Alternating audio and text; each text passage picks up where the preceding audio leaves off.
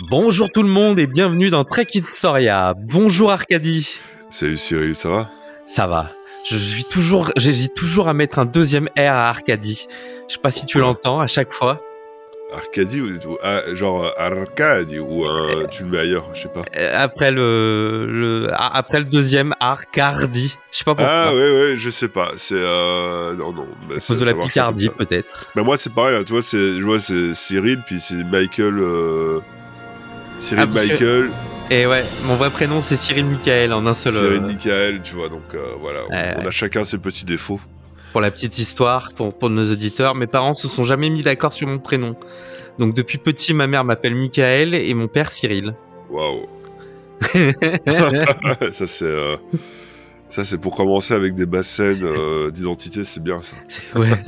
Ça perturbait surtout les camarades de classe. Ouais. Et ben aujourd'hui, on va parler de Dune. Oui, Dune 2. Dune 2. Dune 2 de Denis Villeneuve, parce que je suis allé le voir. C'est quand même un monument de la science-fiction, hein, faut pas déconner. Alors, qu'est-ce que t'en as pensé globalement? Je trouve que c'est un bon film parce qu'il fait papoter. Tu vois, quand j'en sors, j'ai envie de discuter, il y a énormément de choses à parler, et donc pour ça, c'est un bon film. Après, il a fait des choix avec lesquels je suis pas d'accord, et il a des faiblesses avec lesquelles, qui sont pour moi, il y a beaucoup de petits détails de faiblesse, où, tu sais, quand tu sors du film, tu fais « Ah, c'est bien, ouais, mais... C'est un peu le Star Wars inversé, tu sais, quand David Lynch avait voulu faire Dune, c'était le Star Wars pour les adultes. Bah là, c'est Star Wars inversé, c'est-à-dire Star Wars, c'est des films qui sont franchement moyens, avec plein de défauts. Mais quand tu reviens dedans, tu fais ouais, mais il y a ça qui est bien, il y a ça qui est bien, il y a ça qui est bien. Et ce Dune-là, je trouve qu'il y a un peu ce côté, c'est inverse, tu vois, c'est très très beau. Et il y a plein de petits machins qui vont chipoter, mais en même temps, ça reste un bon film parce que à le découvrir, il est très chouette, j'ai envie de le revoir. Voilà. Et toi? Moi, j'ai eu la chance de faire Dune 1 et 2 en même temps. Waouh. C'est-à-dire les 5 heures de film, je me les suis mangés. D'accord. J'ai trouvé que... Mais c'est peut-être à cause de l'expérience. J'ai trouvé que la deuxième partie était un peu contemplatif. Ok. Moi, c'est Voilà. marrant, c'est la première que je trouvais trop contemplative. J'ai eu du mal avec les longueurs dans le 2. Ouais. Alors que dans le 1, elle se posait là comme ça. Et dans le 2, après, comme tu dis, c'est un film qui fait papoter. J'étais avec une amie qui est pas du tout fan de SF, mais qui est tombée amoureuse de l'univers de Dune. Ouais. Et elle passait son temps à comparer ce qu'elle avait lu avec ce qu'elle voyait. Je vois. Mais c'est ça. Alors pour les auditeurs, moi, je suis pas, j'ai pas lu les livres, donc je ne suis pas, je peux pas faire. Ah, mais dans le bouquin, il parle pas ça. Je connais le lore.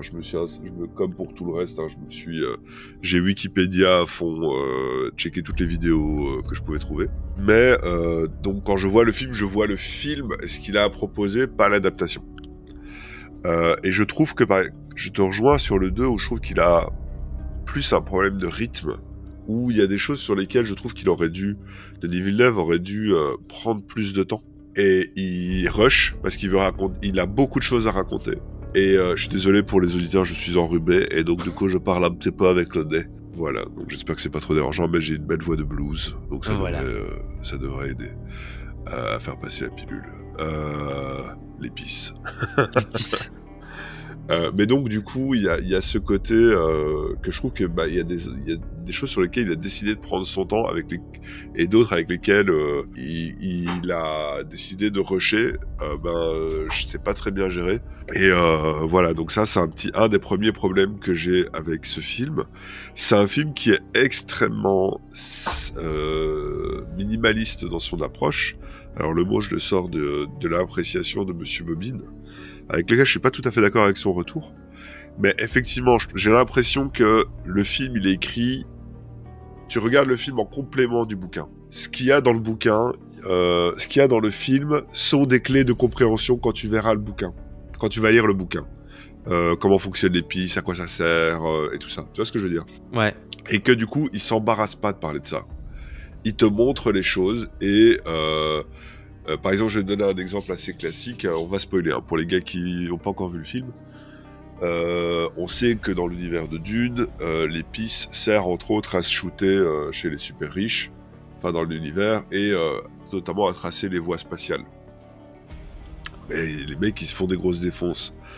Et c'est pour ça que l'épice est extrêmement... Alors, je sais qu'il y a les pros-dunes qui vont me dire non, c'est pas exactement ça. Mais entre autres, ça sert à ça. Et que c'est aussi pour ça que l'épice, elle est extrêmement appréciée, quoi. Ben, t'as pas besoin de l'expliquer. Parce que, mais tu sais que dans le film, on te dit, ouais, mais les mecs, quand ils sont défoncés, enfin, tu sais, à un moment donné, t'as Paul qui fait, ouais, là, je fais des rêves bizarres, on fait, ouais, ça c'est l'épice, t'en as trop pris, gros. Et donc, tu sais que l'épice a un effet un peu hallucinogène, en fait. Donc, t'as pas besoin de l'explication que tu vas découvrir dans le bouquin, mais tu as la piste dans le film. Mais c'est une petite piste. Donc, ça, je trouvais ça assez malin. Voilà, mais par contre, il y a un problème de rythme assez fort. Notamment, je trouve que la relation d'amour entre Shani et Paul n'est pas assez forte. Je sais pas ce que toi t'en as pensé, mais pour moi, il est... Elle est pas assez forte. Il semble que il manque une partie du film pour le 2. Ouais. Bah déjà, ça se passe en 9 mois. Voilà. Ça, c'est mal expliqué. Ça se passe en... Ben ça, de nouveau, c'est très visuel. Tu le comprends à la fin, tu fais « Ah, ok, on approche de 8... Ça fait 8 mois. » Mais en fait, le problème qu'il y a, c'est que ça, c'est dans le jeu d'acteur que Denis Villeneuve a demandé à ses acteurs, où je ne vois pas un grand amour entre ces deux-là. Et ça fait quoi? Ça fait que... à la fin, quand Paul prend sa décision de... Donc je vous ai dit les gars, on spoil, hein, quand Paul prend sa décision de se marier avec l'impératrice, la fille de l'empereur pour sa maison, et que Shani se sent trahie, tu te dis pas que c'est une trahison de grand amour. Tu te dis, aux yeux de Paul, bah ok, il s'est levé il s'est levé une belette du désert, il est content, et pendant ces 8 mois, mais ça peut paraître comme ça. Oui. Prenez en compte que si tu n'as pas lu le livre, t'as juste vu un mec tirer la gueule pendant 3h30 de film, qui il se lève une meuf de temps en temps, et c'est sa copine, et en fait, et qu'à la fin, il fait « Ok, back to business, t'es gentil, la meuf des sables, mais tu te barres, tu vois. » Ça peut être lu comme ça. Et ça, c'est quand il prend 20 minutes pour montrer...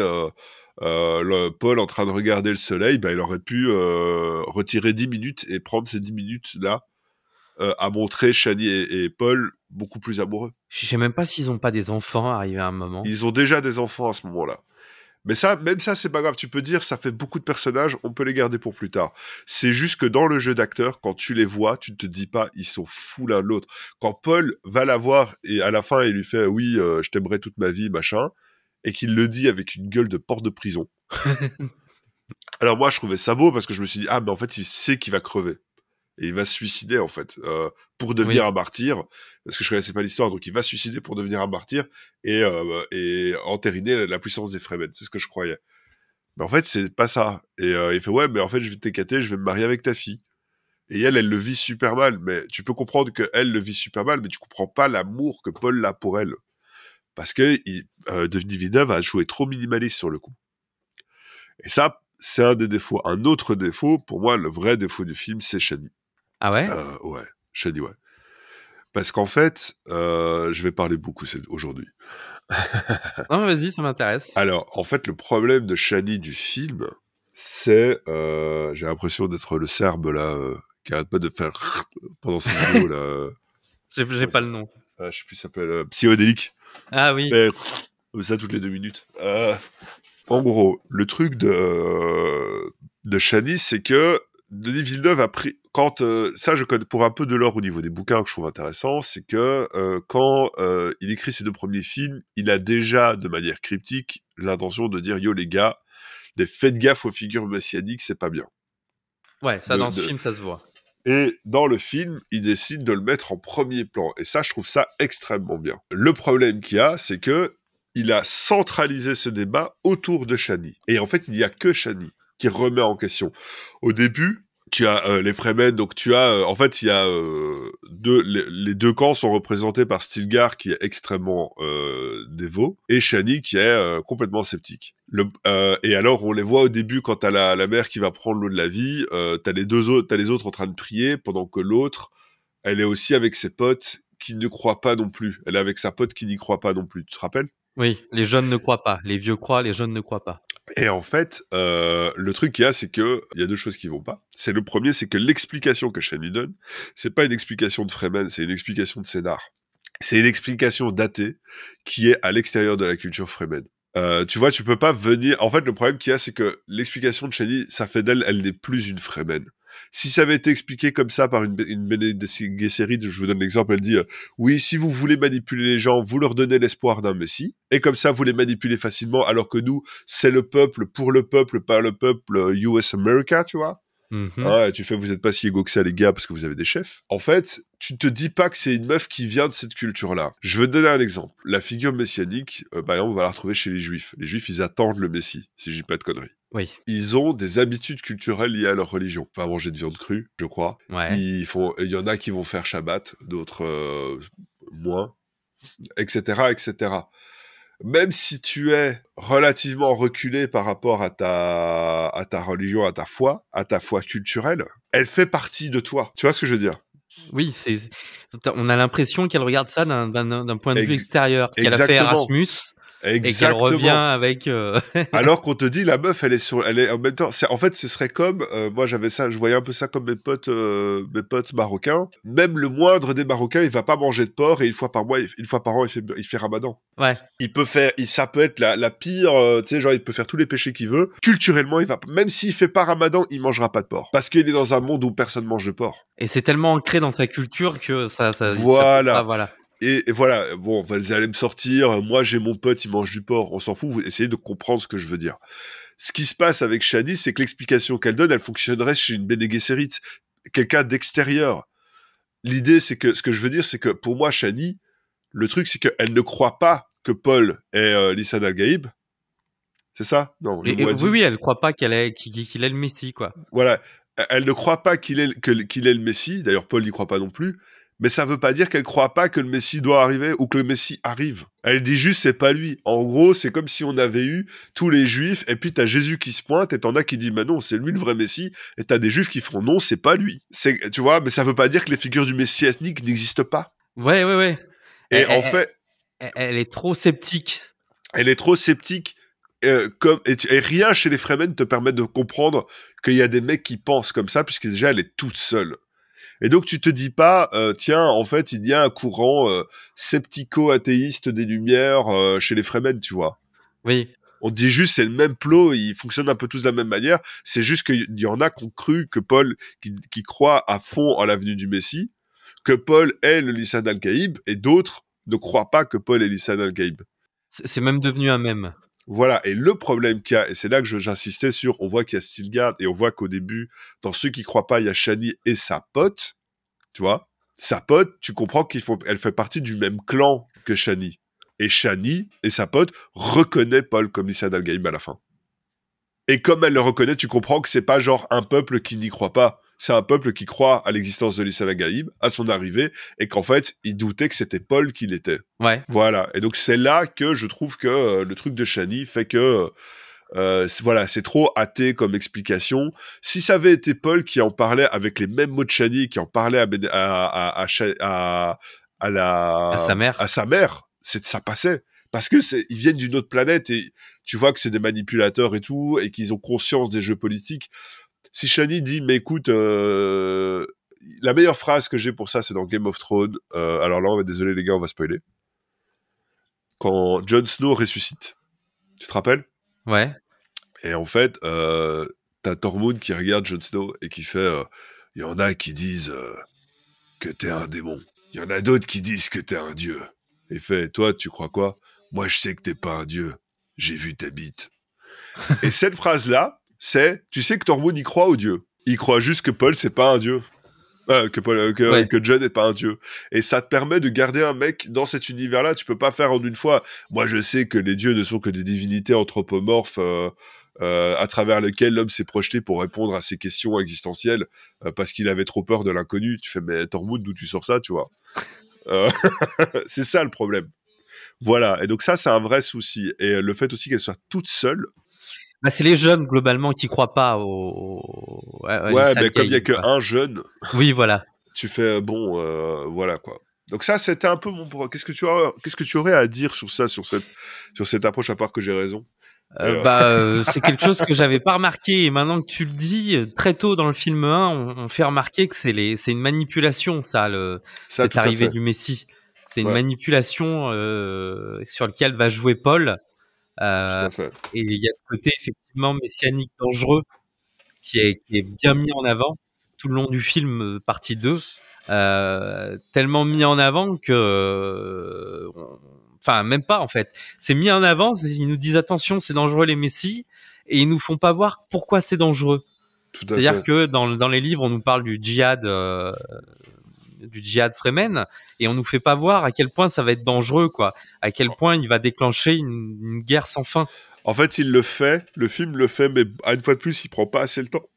C'est quand Paul dit oui, j'ai des visions du futur, et il y a plein de gens qui meurent autour de moi, ils ont des milliards de morts parce que je suis le Messie et tout ça.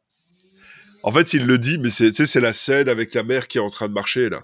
Oui, C'est cette scène-là. Mais c'est 4 secondes de plan, quoi. ouais, Et ça il faut passe un rester peu à accroché pour côté. faire ah, ok, il a donné l'info. Tu vois, mais ces mecs, c'est pas, tu prends pas ton temps sur cette info-là. Parce que quand tu prends la décision, comme tu dis, tout repose sur cette décision, sur les conséquences de cette décision. En plus de la manipulation d'un peuple entier, le gars, il fait je vais buter des gens, tu vois. Moi, j'ai trouvé que sur cette deuxième partie, l'épice était sous-exploitée. Oui. Mais est-ce qu'il y avait besoin de l'exploiter davantage? C'était quand même le moteur de tout, quoi.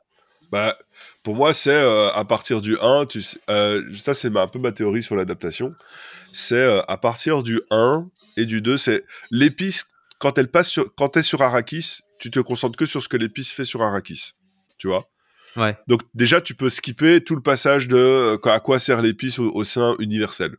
Au sein universel, on te dit juste, les gars, en fait, sans ça, c'est hyper important et tout ça. Donc c'est la plus grosse ressource, la plus importante. T'as pas besoin d'en savoir plus. Par contre, au sein d'Arrakis, bah, tu comprends que le deuxième, c'est la ressource la plus importante et tout le monde se bat Pour l'avoir. pour l'avoir. Et qu'est-ce que tu sais de l'épice?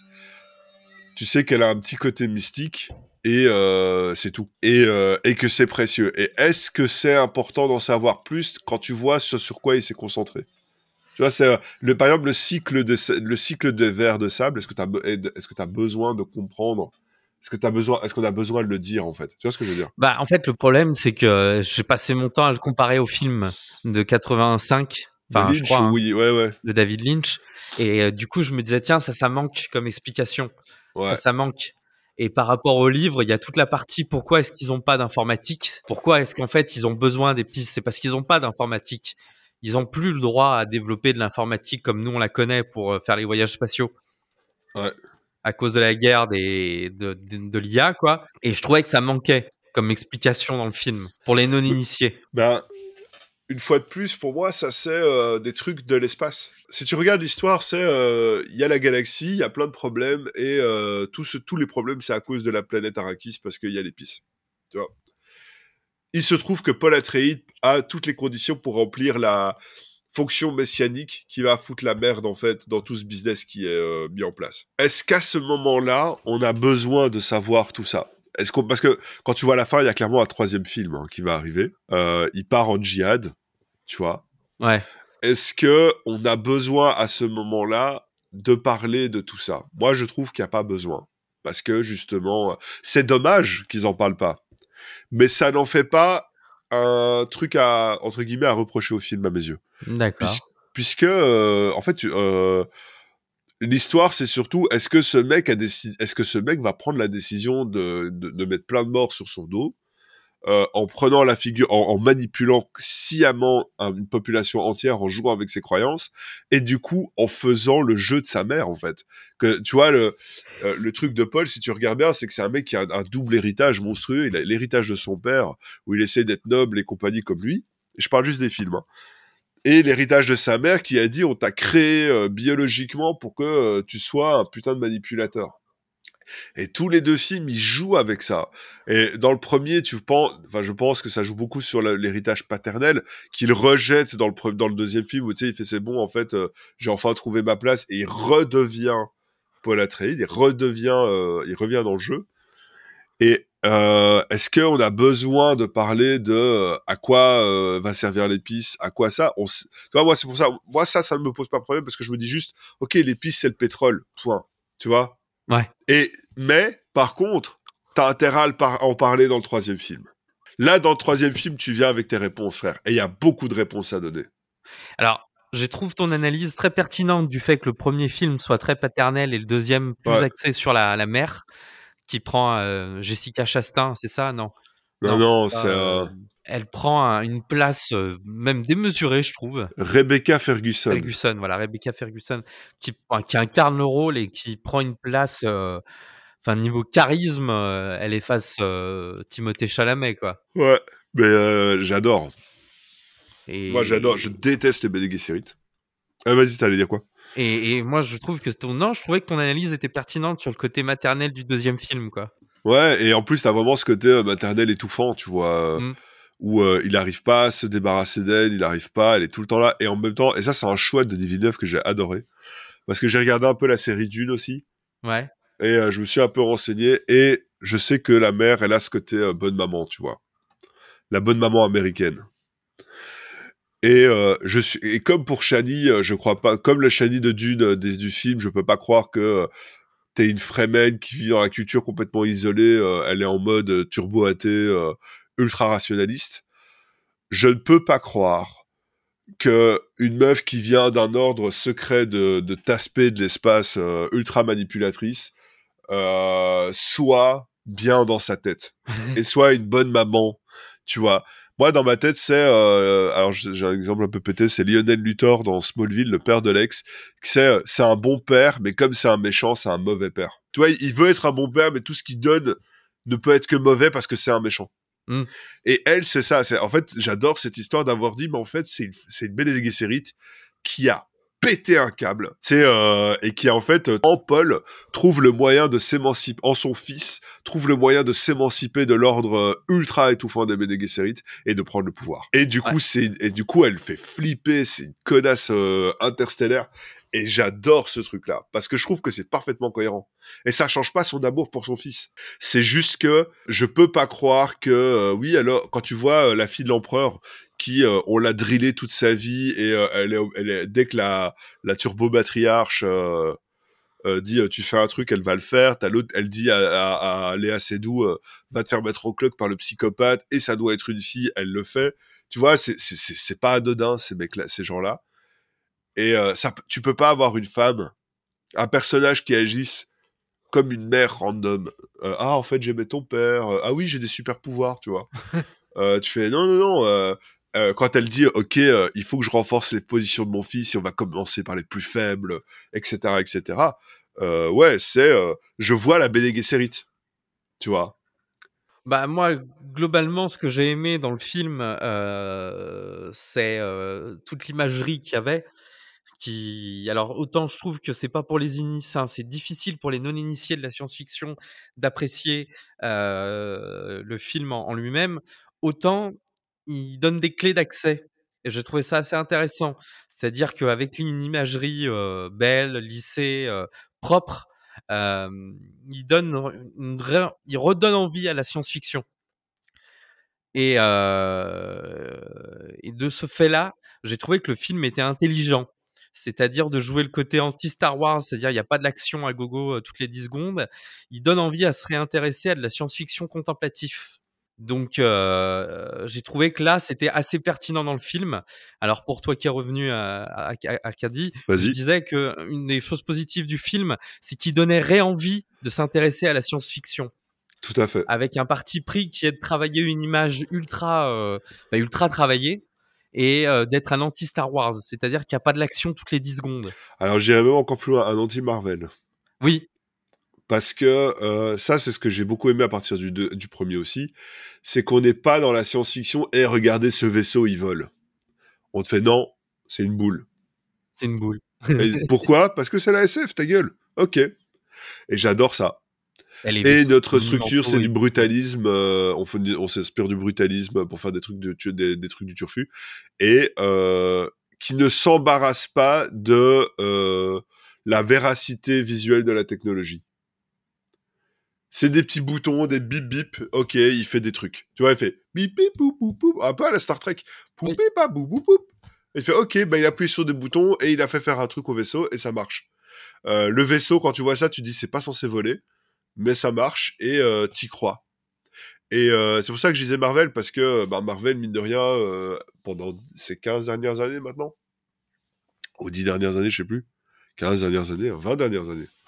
Le premier Iron Man, c'est quand 2005 Oula. 2008 Ouais, ouais, ouais. 2008. Ils ont imposé un visuel technologique. Et comme, et comme ils étaient surabondants, on l'a vu partout, et quand vous regardez le vaisseau, le gardien de la galaxie et tout ça, ça reste extrêmement cohérent. Et là, ce truc de dire, mais non, mais on fait ce qu'on veut, ça m'a fait du bien. 2008, le premier Iron Man. C'est beau. Ouais, c'est beau. C'est C'est. beau, c'est ça. C'est Tu prends les- plaisir à aller au cinéma. c'est ça. Et en plus, les gens ferment leur gueule et n'allument pas leur GSM, et c'est la preuve de la puissance du film.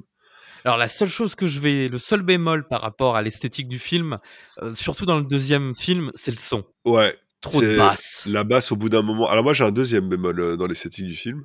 Mais effectivement, déjà les basses, mettez de l'ouate dans l'oreille quand vous irez voir le film.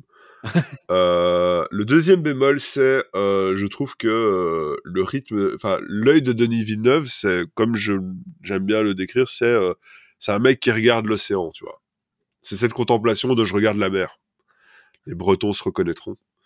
Et en fait, tout est filmé de cette manière-là. Et le problème, c'est que si tout est exceptionnel, plus rien ne l'est.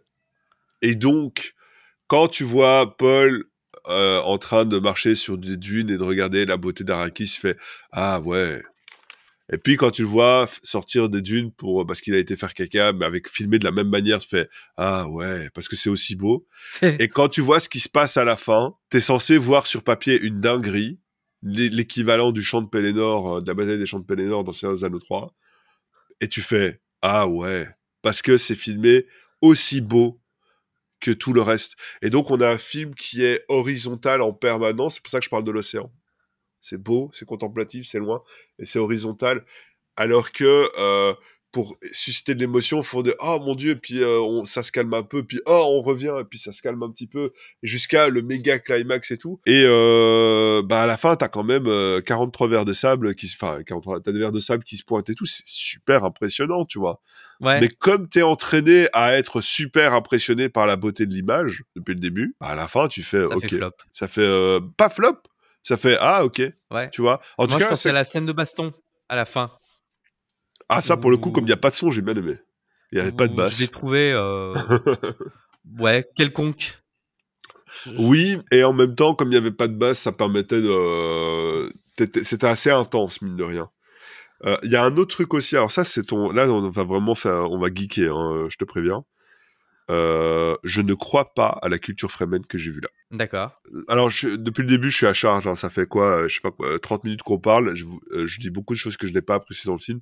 Mais rappelez-vous ce que j'ai dit au début. Je considère que c'est un très bon film, justement parce qu'on a à blablater dessus. Un pire film, c'est un film dont on n'a rien à péter. Alors que là, j'ai envie de parler de ce film et j'ai pris plaisir à le regarder.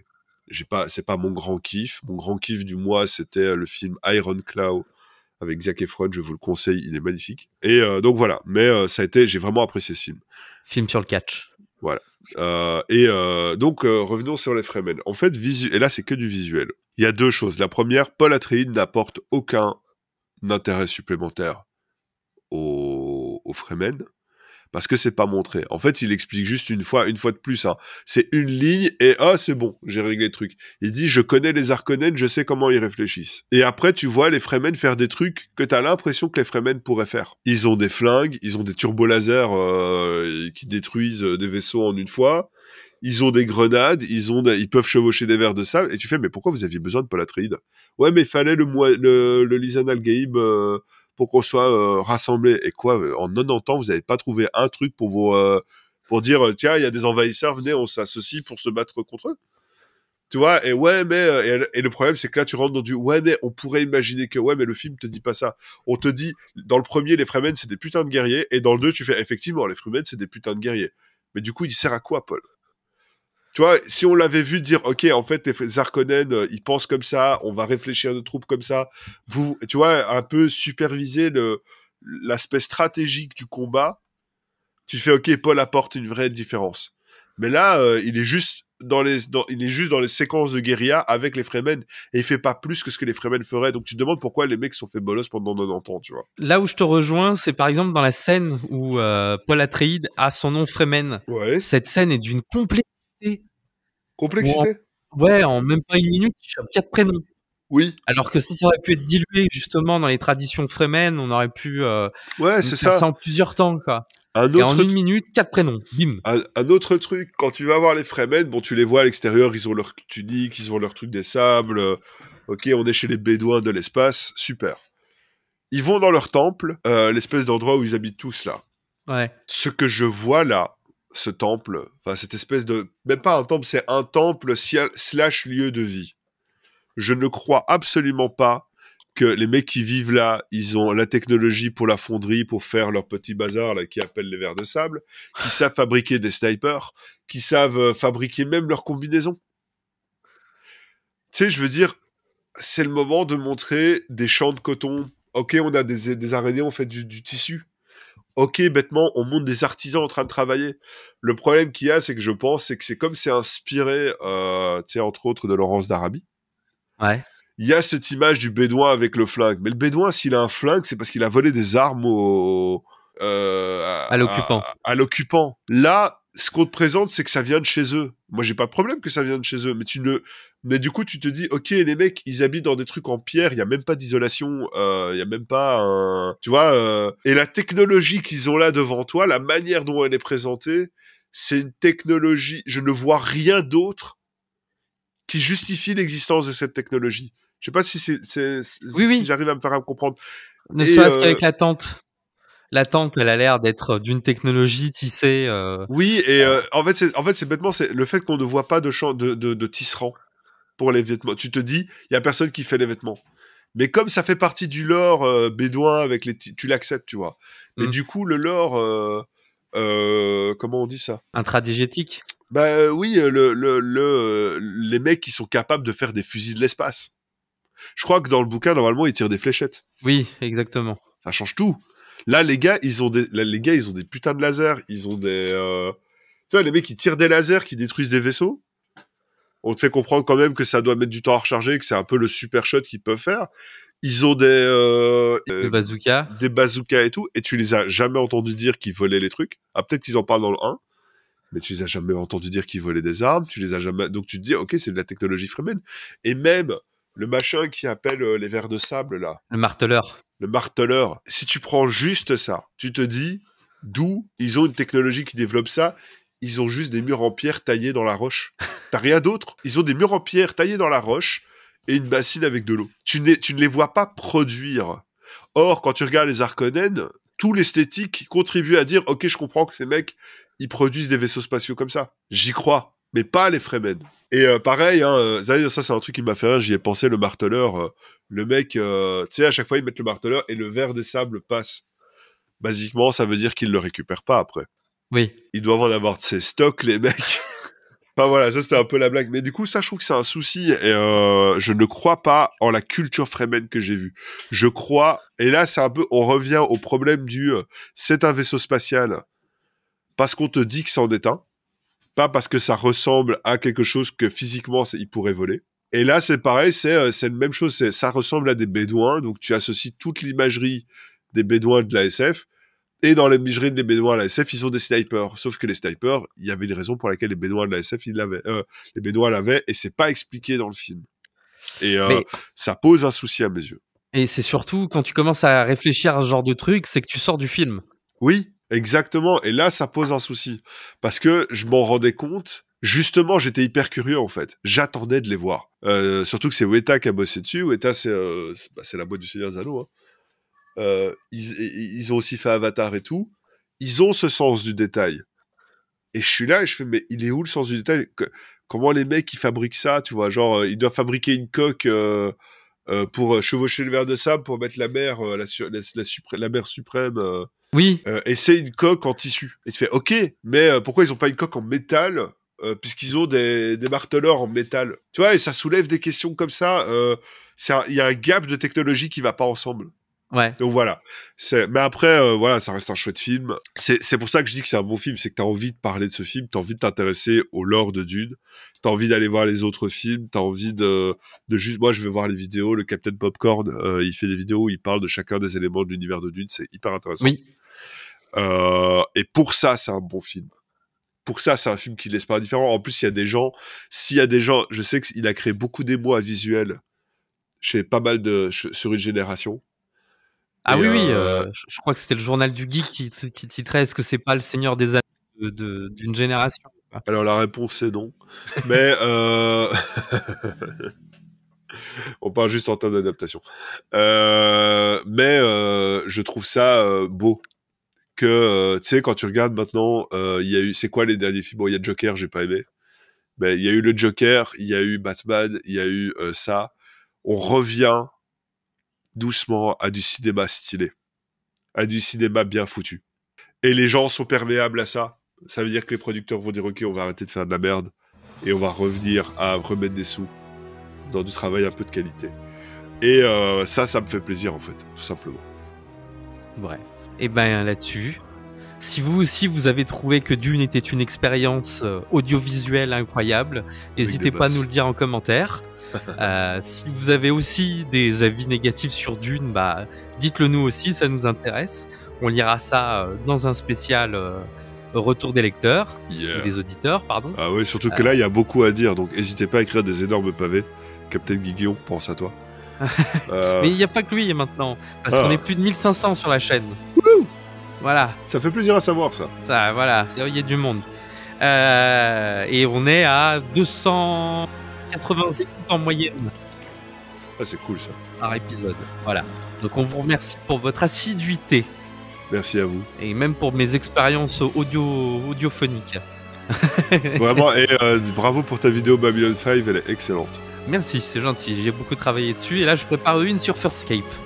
Ah, voilà. J'ai hâte de la voir. Bon, et bah allez, à bientôt tout le monde. À bientôt, bisous, ciao. On va continuer à parler de Dune.